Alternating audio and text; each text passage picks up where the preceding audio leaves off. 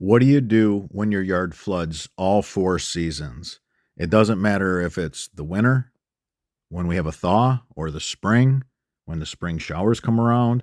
Doesn't matter if it's summer. When you have a good rain, you end up with ponding, pooling areas in your yard. What do you do? Well, it's time to get your yard back.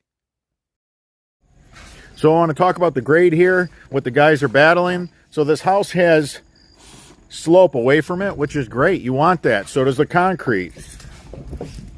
Then we have the concrete double pitched here. We're trying to shed water away from the garage. Concrete guys did a great job. They did just that. They're trying to shed the water away from the house too. All that water flows through here. They got a curb that they formed when they went ahead and did the concrete. All that water runs through here. It runs right into the yard. All the water then collects right here. This area just ponds and pools. This is the drought season. It's the perfect time to do a yard drain, French drain combination. They built the grate up in here, and it chases the water out of here just fine. This is the area that's holding the water. Now, if you try to build this up, where are you going to run the water to? It's trapped. There's nowhere for it to go. You build this grate up, and now you're forcing the water into the garage. That's what happens. People chase water. They don't get rid of water. They make a big mistake. Let's just keep bringing dirt in. Let's bring more dirt in. Let's raise the yard higher. Where's the water going to go? You got to get rid of the water. Address the issue. Get the water out of the yard. Now, we can't gravity drain this. The problem, if we try to gravity drain this, is we're just too deep when we get out to the front yard. So you can't put a pop-up on it. You only want to put 2 risers on a pop-up max. Try to stay disciplined in that way. If you're so deep that you're putting more than 2 risers on a pop-up, you got to really consider a sump pump system, because that system is going to hold water. If you're that deep, you just can't get the water up and out of the system through gravity. We run into this all the time. People say, man, I worked so hard on my system, and I took it to a pop-up, and now the system holds water. Well, how many risers did you have on a pop-up? Some people tell me, oh, I had 3, 4, 5 risers on a pop-up. Well, that's too deep. You got to go to a sump pump system. You're going to have to do a sump pump system. That way you can slope this low area, slope it to the outdoor sump pump system, lift all that water up. Now you're starting at grade again. And now you can finish the discharge line sloped on 1% out to the front to a pop-up. Everything's right in your world. But know when you're going to need an outdoor sump pump system. Don't make the mistake of doing everything gravity and you get out to the curb and you're too deep for a pop-up. Water is not going to just miraculously levitate and drain over the curb for you. It's not going to happen. If the slope ain't right, if the slope ain't there, if you're too deep, you got to use an outdoor sump pump system. Keep that in mind. We're using the 3.5. We have it in perforated and we have it in solid. We're running all the downspouts in the solid. We're running the French drain in perforated. All of our 3.5-inch fittings are this light blue. We have a color key. Our 3-inch is white, our 3.5 is light blue, and our 4-inch is royal blue. Makes it easy in shipping. It also makes it easy when you're stocking your truck. You know what you got. For adding a yard drain, there's some areas that just pull water. So what the guys are going to do, they're going to put in one of our 6-inch basins with our 12x12 turf restrictor plate and a 6-inch. Look at that. That is just insane. This 6-inch has more inlet than any other 6-inch on the market. You're not going to top this. It's ridiculous. It's like there's nothing there. This is slightly domed, so when leaves fall on it, they can't plug it, and it can still take in the water. All right, remember, use bigger rock around your outdoor sump pump system. Use nice 1.5-inch round rock. Patrick just brought a bucket of that. We're going to start filling this in soon. They have perforations through this. Let me show you what I mean. All right, right here you can see the perforations. The men drilled holes. There's several lines of holes in this chamber. Then on the end, you see how there's a big grate with 1/2-inch inlets. So you don't want to use little stone, like pea stone or 3/4 stone. It'll fall inside those grates. You don't want the pump to suck up rocks. So that's why you want to use a good screened 1.5 round rock. It doesn't compact, it's nice. It's not going to be a problem. You just don't want any stone to find its way into this outdoor sump pump system chamber. The pumps, if a stone gets inside the pump and it can't pick it up and inject it, it's going to stay inside the pump and it's going to wear and tear the impeller. So our electrician, he's wiring the pump. We're pulling power from the garage. We have our perforated 3.5 inch for our French drain system. Guys are starting to pull all the plumbing through. They're going to start assembling the yard drain system. Make sure that your sump pump basin is nice and vertical before you dump the stone in, because that's going to lock it in place.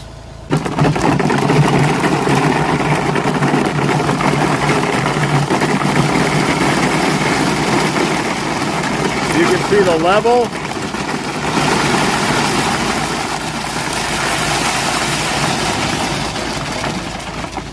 So we got a level on our 4x4 treated post for our electric outlet, and we have our sump pump pit nice and vertical.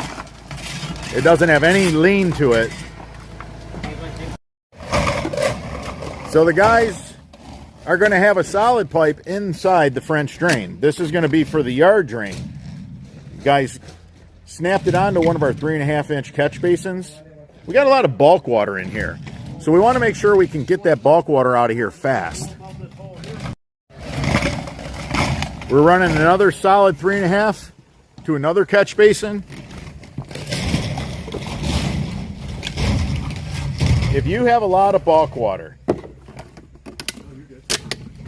ponding, pooling, just giant areas of standing water, right in the center of that, put a catch basin or two. We had a bunch of water sitting here. We have a basin. We have a bunch of water that sits there. We have a basin. Don't ask your French drain to take in a giant area of ponding, pooling water. It can. It's really meant for the subsurface, and it will do some surface water. But when it's extreme, you need to do a yard drain inside your French drain, just like you see the guys doing it right here. Always tape up the solid 3.5 inch pipe. You don't want it to lose water pressure because it's going to take in some contamination, so you don't want to lose any water. You want a good flow of water to flush all that sediment to the pump. The pump's not going to have a problem when it comes to lifting sediment and injecting it out to the road. That's not going to be an issue. So the guys are going to build a manifold that's quick and easy. A homeowner can do this. Any contractor can do this. We're going to take 2 Ys and connect them. We're using a piece of corrugated pipe, 6 rings. This is going to be a manifold.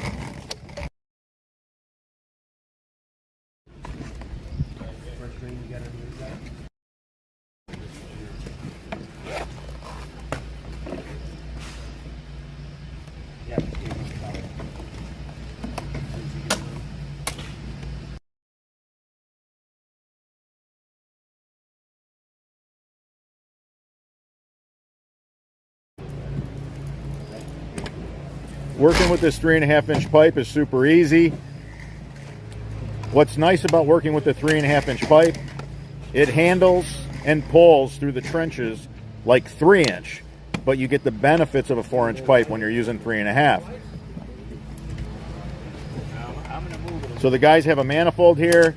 They're able to connect the French drain and the yard drain to the solid line that we have in the main trench, the trunk lines. Now we can run a camera through this catch basin and we could look at everything right up to the sump pump system.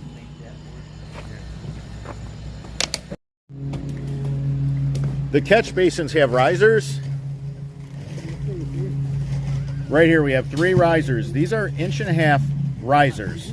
They're for our 6 inch catch basin. Super easy just to keep putting risers on until you get to the desired height. You want this to be recessed. You want this to be a little below the grass surface. Water is going to find the low point. You want to be able to drain that pooling area of water completely. So we have the guys finishing up the electric outlet. This is an outdoor electric outlet with a GFI so that it's safe. We always like it nice and high. That way in the north, if we have a bunch of snow piling up, keep it safe. It'll have a cover on it. All right, so the guys are taping these Ys up because this is on a solid line. We don't want to lose any water pressure right here. We want to maintain that water pressure. Again, these catch basins, they're going to catch leaves. They're going to catch a bunch of stuff. There's going to be like fine sediments, you know, grass blades and dirt. When you put a catch basin on a pipe, you're inviting sediment into that pipe. That's just the way that is. That's why we will not put a catch basin on a pipe that's saw cut perforated. We only put them on solid pipe and occasionally knife cut or pinhole.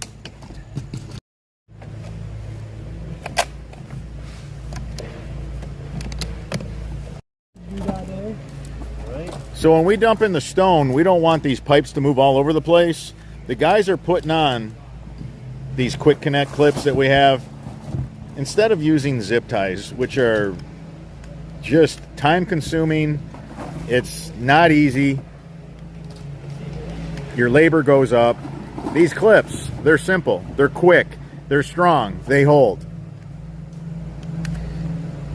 We spent a year developing these.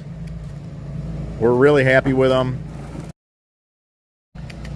We filed for a patent on these clips because of some of the engineering that went into it. It's a special design, incredibly strong. So now you can dump your stone on this and you don't have to worry about them pushing too far apart. Look at all the plumbing stays nice and organized. We're going to run the clips through here. You can see the guys starting the clip over here. If you don't have a 6 to 8 man crew, you need these clips. It's impossible to hold all that plumbing in place.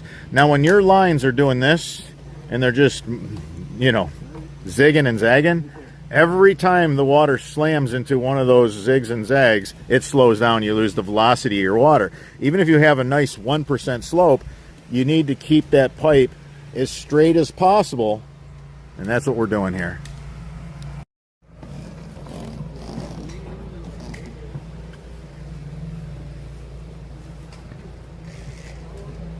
Everything is organized. I can get a camera through here. We can get a jetter through here. Not that we'll ever need one, but you know, it's just a peace of mind knowing that you can. Everything's connected.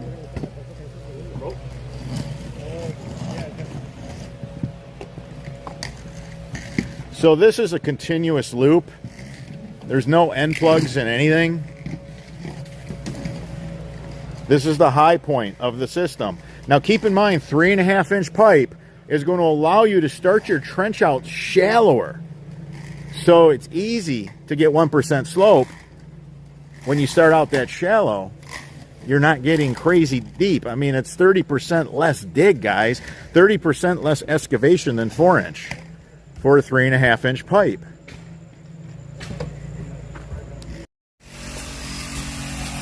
I want to talk about the discharge line, and I want to explain how the discharge line works. So the discharge line goes uphill.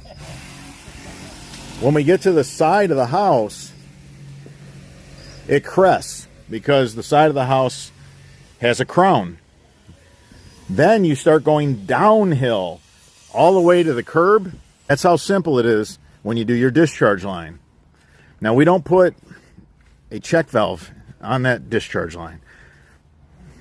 Once the water makes it up over the hill, it just breaks to the street. When it shuts off, when the pump shuts off, the water will drain back into the sump pump chamber. That's why we have added chamber. We wanted added chamber for a couple of reasons, but one is because we don't use check valves in the north.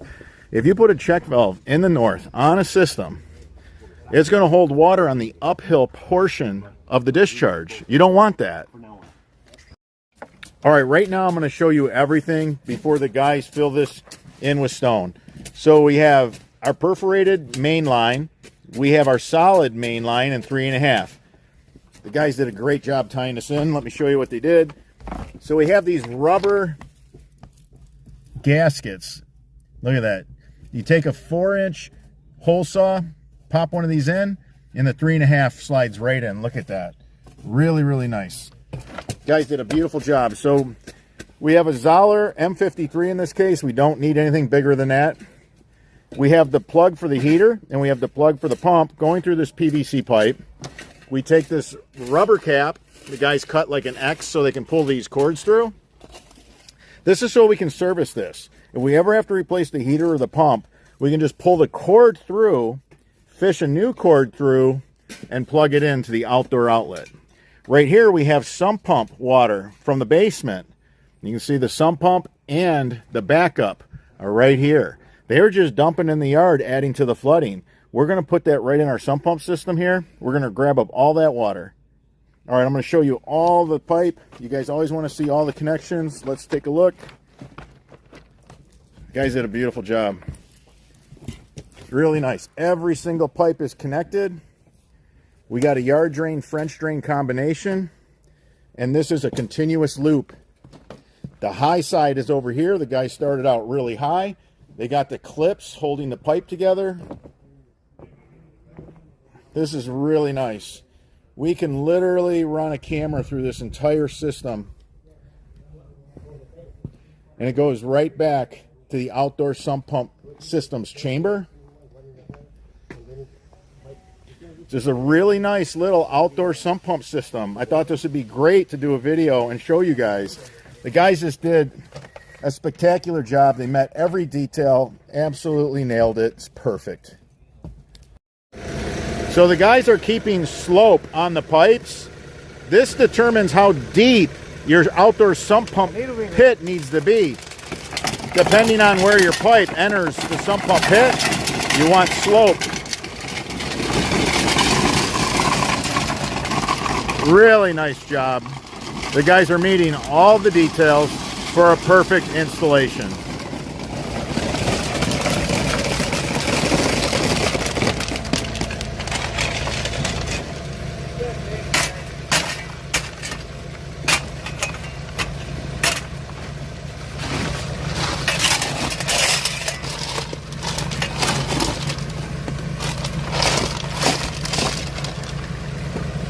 Valente got the slope perfect. Now we can go ahead and cover up all the plumbing.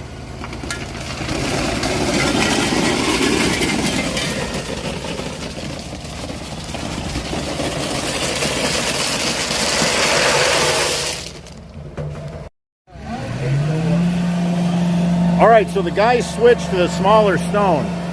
The smaller stone locks the plumbing together better. We like going to this combination, big stone for the sump pump pit, little stone for the plumbing. Also, you can drive on the system when you use little stone. You cannot drive a car on the system when you use really big stone, because the really big stone, you have less area of the pipe where the stone comes in contact. So you got really big stone and you got these contact points, and you drive on the system and the stone dents the plumbing, it dents the pipe. When you use 3/4 to 1 inch like we have here, this goes in between the pipes. It spreads across the whole surface. Now when you drive on this, it spreads the load evenly. The pipe is really strong, it's really thick. And if you do it that way, if you're going to be driving on it, you'll have great success. So once you close up the system, you take the fabric, you pull it and you staple it. You want to put some sand. Now Cal's cutting the excess fabric off. You don't want a heavy overlap. A heavy overlap will make the water, the surface water, drain in a lot slower. This is a double punch fabric. What does that mean? You see these tiny little holes? These are needle punch holes. Look at those needle punch holes. Look at that. Right there, we got some focus. Look at all those little needle punch holes. So when you overlap it, those little holes are not going to line up with the little holes in this side. So you cancel out that needle punch portion of the drain fabric. So it takes in surface water much slower, which you don't want. So the guys close off a portion of the system, 100%. and then they lay the turf protection mats, the ground protection mats, over top of it. Now they can drive across the system to get to this portion of the system safely without doing harm to the system. The guys have this down. They know how to get from A to Z in a straight line. These are great tips for a DIYer as well as a young contractor. We could literally dump the stone on all the pipe with just one guy in the trench. We don't need 3 or 4 guys trying to hold everything in place. It goes pretty quick at this point. The guys are pulling the fabric tight. They're putting the sand on the fabric. They cut any fabric that they need to cut. Look at this. Can you believe that? Does it look like we did all that work? We're going to take a leaf blower and we're going to blow all this dirt. We'll get all that to where it looks 100%. We'll stand the grass back up. But man, just like that, it's like we were never even here. These guys really do good work. They're an example of how you need to go about yard drainage. All right, so we got one person taking the shovel and just making sure the pipes are flat. That's it. You see how the pipes don't spread apart?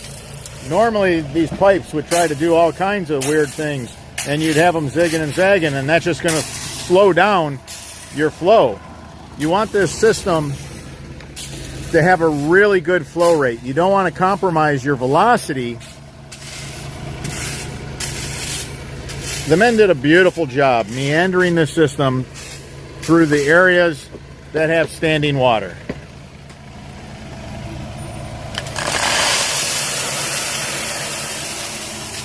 And they have really soft sweeps so that the water doesn't slow down. When you have hard turns anywhere in a system, you're going to lose some of your velocity. You want to keep this yard drain flowing. You want it to be flowing at its maximum potential. The system starts right here, and then the guys did a fantastic job of maintaining a nice soft arc all the way to the sump pump system. This wasn't by accident. Because we have so much surface water, we want to make sure we can drain surface water into the French drain. You want sand on the fabric. The sand is going to allow for good permeability at the top of the French drain system. Once the roots grow through the fabric, it'll take about a year. Then the water really drops in the French drain. All those little needle punch holes allows for the grass roots to grow through the fabric right down into the stone. So here's a really nice cutaway. Check this out. The little stone that we use in our French drain yard drain combination, right here, we transition into the sump pump pit. We go to the 1.5 inch stone. So we don't have any rocks getting into our outdoor sump pump chamber, which would be really bad. The pump, if it picks up a rock, it may not be able to lift that rock and get rid of that rock, so it'll keep bouncing on the impeller until there's nothing left of it. And the pump won't work anymore, it'll fail you. So we're gonna fill in the rest of the sump pump pit.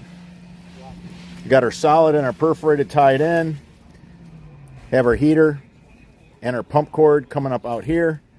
We're finishing up the outdoor outlet right now. We've got the sump pumps dropping in from the house. We're going to take this big 1.5 inch round rock, finish filling up this sump pump pit.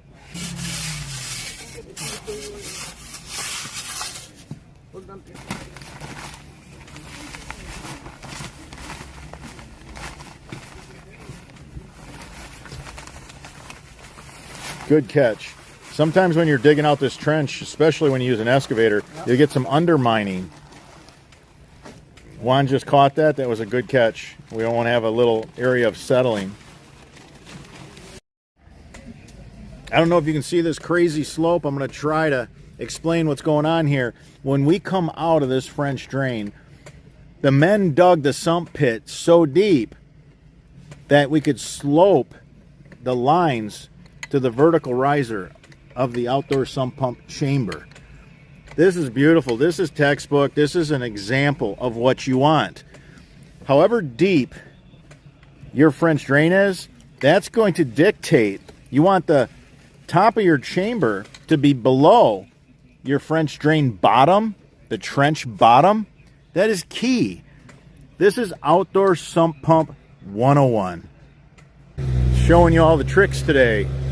Check this out. So, what do we have here? Pinhole. So this system is going to end on about 12 feet of pinhole. We're going to connect that dual wall culvert pipe. We're going to have some pinhole. We're going to dig this all out, and we're going to have that pinhole encased in stone. This is going to be the leech line. So there's the pop-up emitter. We're not going to go underneath the sidewalk because the sidewalk's all sunk and wonky, and the tree is right there, and it's just ridiculous. And there's all kinds of problems here where we're working. We've had some trouble taking it to the street. We're in Birmingham. Birmingham's gotten tough on us, so we're ending it right here in the middle of the yard. We're going to have it on a piece of pinhole, so when it's done ejecting all the water that's left in the line at the pop-up will leach away in this leach field that the men are building at the end of this discharge line.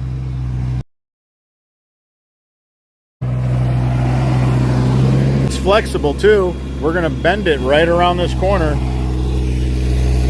Never take a pop-up to a 90. A 90, the water just slams to a stop, and then it has to come up, and it loses a lot of energy when it does that.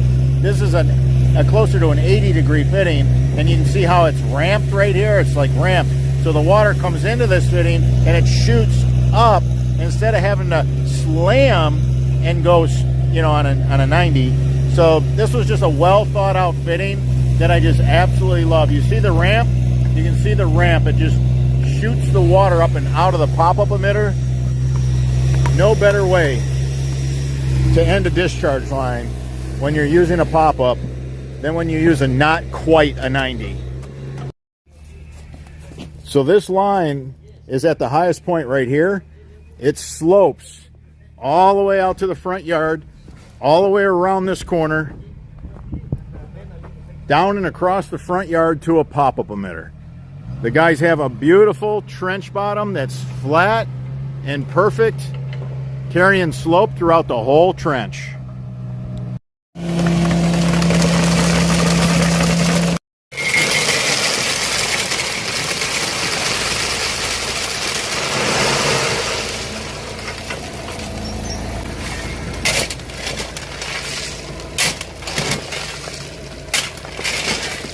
They're putting a pocket or a drain fabric inside this trench. They're lining it. This is going to be a leach field. They want to keep this leach field free of dirt and sediment. They want this leach field to work extremely well. We want it to be extremely efficient. We have really good draining soil here. So the guys, they're going to go into pinhole at the end. That way we won't have water being held at the end of this line at the pop-up. So when winter comes, it will not freeze. The guys did a great job snapping this not quite a 90-degree fitting over the sock. It's really nice connection. Did a great job. Experienced trade hands at work. They're putting some stone in for the leach field portion of this.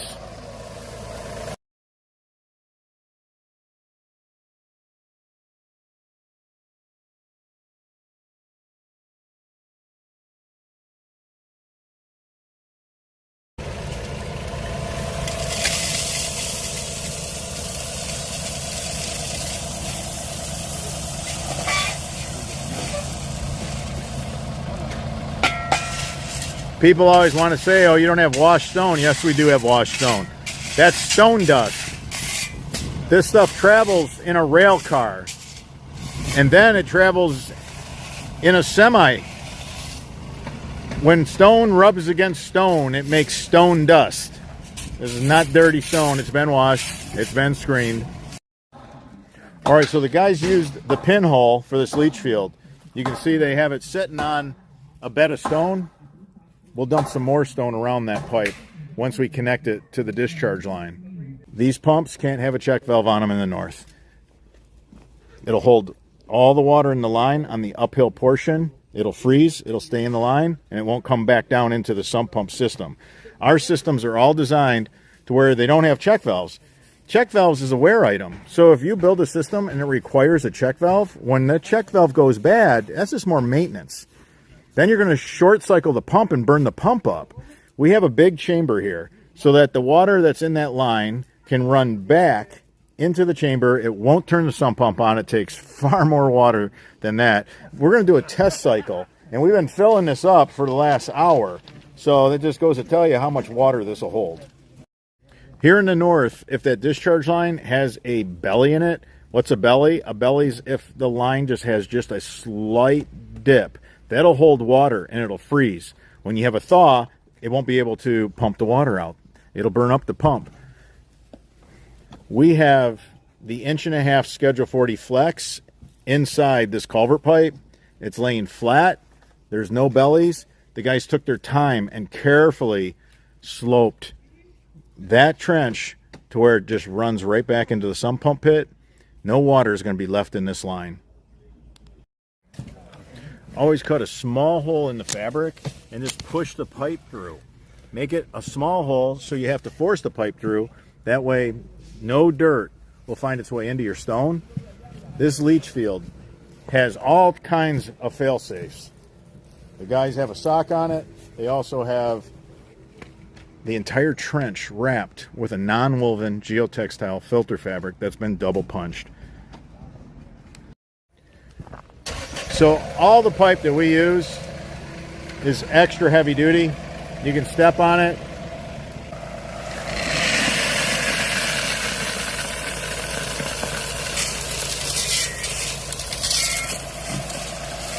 You always want to have somebody standing on the pipe like that to make sure the stone doesn't get under the pipe. Once you get to your leach field, you don't have to tape the fitting anymore. You're in your leach field. Any water that leaks out here will just run into the subsoil. It's not a problem. Anything that's built to be permeable doesn't need tile tape unless you don't trust the connection.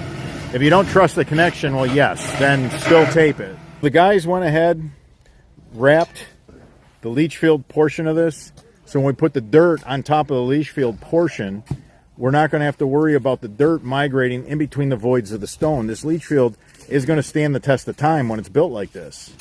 You can see how they have the leach field fully contained. They poked a little hole in that fabric, forced the pipe through. It keeps the stone clean. It seals it up.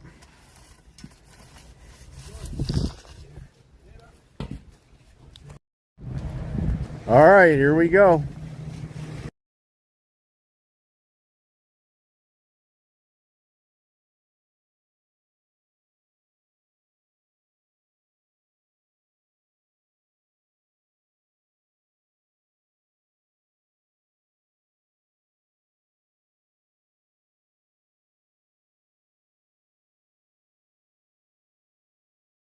If you enjoyed this video, give us a thumbs up. It supports the channel. If you have any questions about yard drainage, leave them in the comments section. I'm your host, Robert Sherwood, and until the next video.